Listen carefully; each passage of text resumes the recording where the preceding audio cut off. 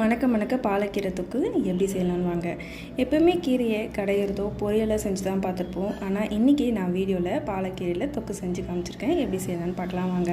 ஒரு மிக்ஸி ஜாரில் ஒரு வெங்காயம், ஒரு தக்காளி, 4 பல் பூண்டு, ஒரு சின்ன சைஸ் புளி, 2 வரமிளகாய், நீங்கள் மிளகாத்தூள் போட்டுக்கிட்டாலும் ஓகே தான். தேவையான அளவு உப்பு போட்டு நல்லா ஃபைன் பேஸ்ட்டாக அரைச்சிக்கோங்க.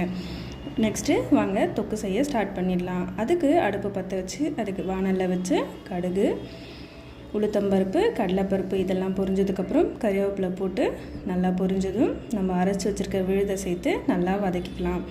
வதக்கி எண்ணெய் திரண்டு வந்ததுக்கப்புறமா நம்ம கழுவி அலசி நறுக்கி வச்சுருக்க பாலக்கீரையை போட்டு மூடி வச்சிடலாம்.